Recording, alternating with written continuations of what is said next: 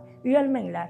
Hech qachon bu kasallikni yashirib bo'lmas ekan. Men ancha yillardan beri shu gemoroy kasalligi bilan kasallanganligim, o'zim bu kasallikdan ko'p aziyat chekkanligim uchun insonlardan qochar edim, to'g'risi. Gemorol bo'ldi, unda bir qon ketib qiynaldim. Farzandlarim 5-6 joyga olib borishdi, ko'rsatishdi. O'zim qo'rqib yurgandim. Men bir oldin bega operatsiyaga tayyor bo'lib kelgandim. Operatsiya stoliga yotdim. Operatsiya juda ham chiroyli, yaxshi o'tdi, og'riqlar bo'lmadi.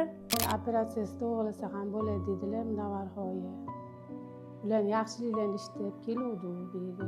deb operatsiya qildilar. Hozir yaxshiman, endi yuryapman. Maroyimni oldirdim. Bu yerda Navarxon oya rosa chiroyli kutib oldilar.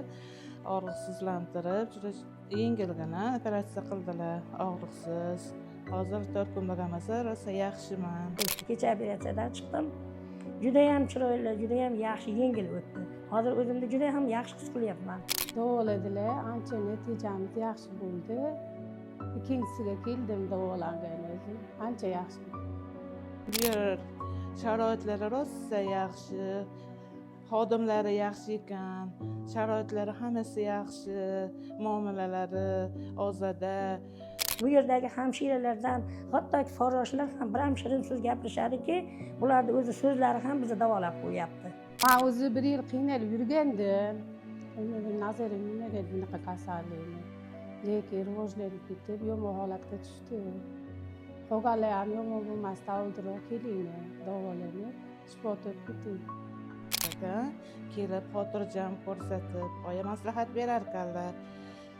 Unga qarab, keyin operatsiya qilar ekanlar. Qo'rqmayman. Kelib xotirjam oya bilan maslahat olib, qildirsani bo'laveradi. Menga o'xshagan yoshi katta bo'lib qolgan ayollar, to'g'ri, bu o'zbekchilikda haligi ozginaligimiz bor. Uyalish degan narsa bor. Uyalmanglar.